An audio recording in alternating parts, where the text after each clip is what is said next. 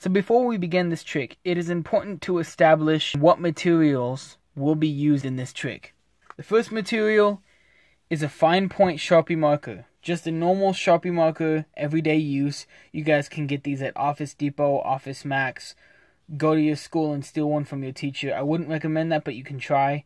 Or just ask your friend for one and maybe he'll lend it to you. But you need a normal fine point Sharpie marker. The next material is a blank index card. It doesn't matter what size. Mine has holes in the top and it is folded into fourths. It's not important that both sides are blank, but it is important that one side is blank. And we will keep the index card in the cap of this Sharpie marker. So please, if you're going to use a Sharpie marker, make sure that your Sharpie has this little stick on it so that you can stick the index card in there. The third object we will be using is a deck of playing cards. Now this is Bicycle Autobike number 1, the blue deck. You can buy these at Walgreens, Walmart, Target, wherever you guys buy decks. Or you guys can go to the link in the description below, and I will leave a link down there to where you guys can go buy it on Amazon. And the last object we will be using is my phone, because we will be using a random number generator. So how these random number generators work is, when I click generate, as you see here, I click generate, and it generates a random number between 1 and 52. And we will get back to this later, but I needed to make you guys understand what this generator is used for. So now that we've established what materials will be used, we can start the trick. What I'm going to do is I'm going to keep the Sharpie and the blank index card in field of view right here so you guys can see it at all times. What we're going to do is we're going to rip open this deck of playing cards, and we're going to show you that the box is empty. Box is a normal box. We're going to keep the box in the field of view too because we're going to need it here in a second. What I'm going to do is I'm going to click generate on a random number. And whenever that number pops up, I'm going to take that number of playing cards and I'm going to count that number of playing cards down. And whatever number that lands on is going to be your card. And I'm going to turn around and show you guys the card so that I do not see it. So, here's an example. I'm going to click generate on any number, 11. So that means that we are going to go down 1, 2, 3, 4, 5, 6, 7, 8, 9, 10, 11. And the 11th card would be your card. Now that was just an example. Here's the real thing now. Let's just click generate on any random number. 31. Okay, so we will take and we will count 31 cards down. 1, 2, 3, 4, 5, 6, 7, 8, 9, 10, 11, 12, 13, 14, 15, 16, 17, 18, 19, 20, 21, 22, 23, 24, 25, 26, 27, 28, 29, 30, 31. And the 31st card will be your card. I will turn around, let you look at it for a little bit, and then make sure you guys memorize it, and then I'll turn back around. That is your card. Make sure you memorize it. Hopefully it's in the shot. Okay. Now that we have your card, we will set your card down here. And if you were here, you would actually pick any number card and you would just show it to yourself. You would hide it from me. But you're not here, so we had to generate a random number. And that is indeed the 31st card. So, what we're going to do is we're going to take your card, and without looking at it, I'm going to place it on top of the deck. Just like that, okay? So now that we've placed it on top of the deck, what we're going to do is very cleanly, we're going to cut the cards like this, and we're going to complete the cut just like that. So now that that's done, I'm going to go through the deck to myself, and I'm going to take out two very, very essential playing cards. Now these cards are not only essential for magicians, but they are also essential for poker players.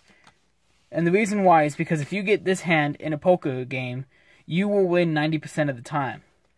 The other reason why these cards are important for magicians is because when these aces assemble, they are pretty magical cards. So I can take these aces and I will stick them right in this card box here, just like that.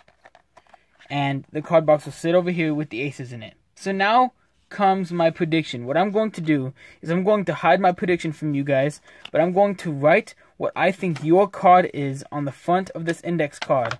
Then I'm going to fold it back up and put it back in the Sharpie until the end of the trick.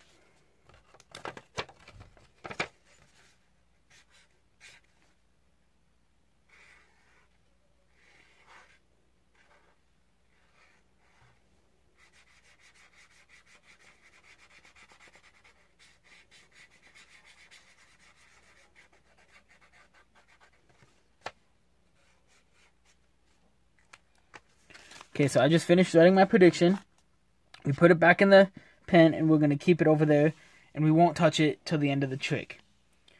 So, obviously, we all know math, and there's 52 playing cards in a deck. However, if we take out 2, like we did, and put them in the card box, that leaves 50 cards left in the deck.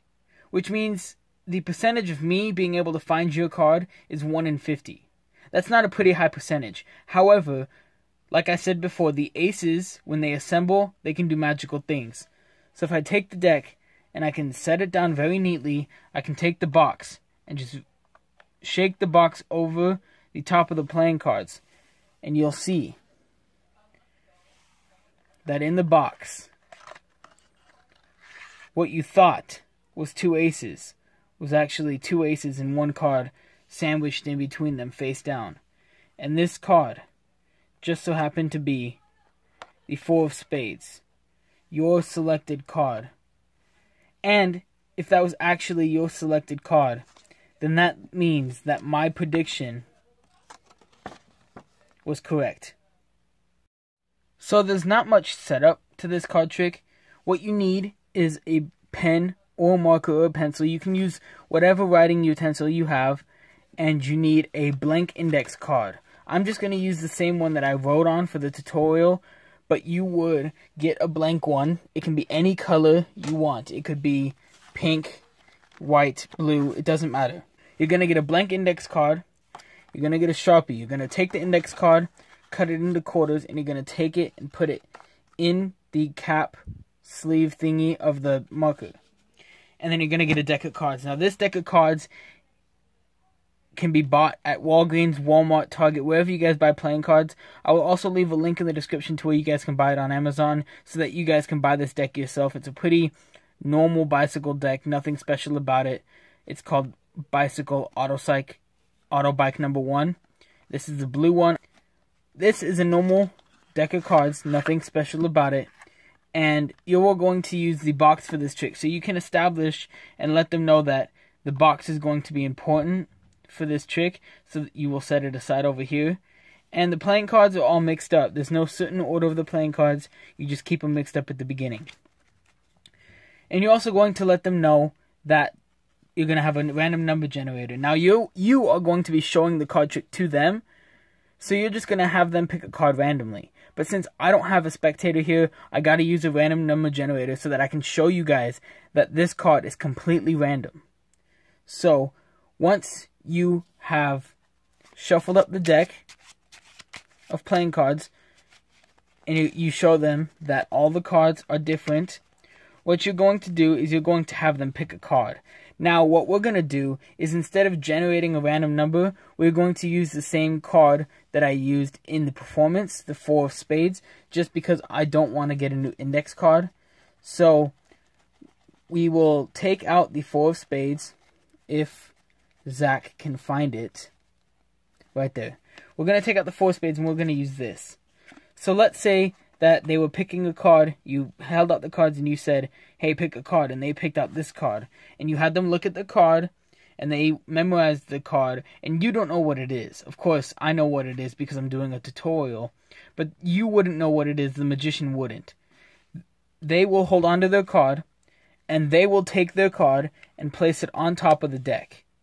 Now, once they've placed it on top of the deck, you're going to place the deck down, and you are going to let them cut. You're not going to cut, you're going to let them cut. They can cut as much as they want from the top, and they're going to complete the cut. Now, the reason why you're doing this is because you are going to memorize the bottom card, which in this case is the 5 of spades. You want to memorize it before you do the cut, because since I've memorized the bottom card, if you cut the card here, since your card is on top, the bottom card will now be on top of this selected card. Okay? So once you've memorized the bottom card and you've cut the cards, you will now pick up the cards, and to yourself, you will be taking out the 2 black aces. However, when you're looking through the playing cards for the aces, it doesn't matter if you pass one. Just look for the bottom card that you memorized, which was the 5 of spades. You're going to take the card right below it, which will be their selected card, and you're going to take it, you're going to cut it in half where it's at, and you're going to place those cards on top. So that makes their card at the top of the deck. Now what you can do is you can go through and you can take out the black aces. Now you can mention how these aces are essential to not only magicians but to poker. I don't know, that's just something I've said. You can say whatever you want to introduce these aces. But what you're going to do is you're going to slide the card out and you're going to get a pinky break underneath the top card. Just like that. But now what you're going to do is you're going to take these aces and you're going to individually put them on top of the deck. Now I just do this while I'm talking so that it's all misdirection. They won't see the pinky break from the front. So you're going to place one ace on top, place another ace on there, and you're going to pick up all 3 cards. That's 1, 2, 3. You're going to pick up all 3 from the break. You're going to deal off the top ace and put it underneath, just like that. So now they think you have 2 aces, but instead what you did is in the center, you actually put their chosen card in between the aces. It just squared up to look like 2 aces. Now you're going to take those aces. Once you've done that, you're going to square them up and you're going to put them into the card box, just like this.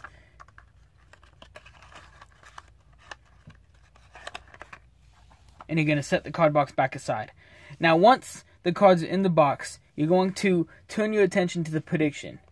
You are going to show that the index card is blank. However, mine's not blank, obviously, because I'm using the same index card. But you're going to show that your index card is blank. And what you're going to do is you know what their card is, because the bottom card that you memorized was right on top of it. So when you saw your bottom card, you just looked at the card right there, and so you know what their card is. And I know that their card is the 4 of spades. So that I wrote the 4 of spades on here, then you fold it up. But you do this secretly to yourself. You don't let them see what you write. So then you fold it back up, and you put it in the cap of the pen, and you set it to the side. So now what you do is you can go any way about this. I like to say that since there's 50, we take out 2. That means that there's a 1 in 50 chance that I could find your card in this deck. You know, give them a little bit of math problem, and then mention to them that, but when the aces are assembled, they can do some magical things. So to them, it might not be 1 out of 50. So you place the cards down. You take the card box, wave the card box over the playing cards. Then you're going to flip the deck over, and you can take out the playing cards face up, like this. Keep them squared up.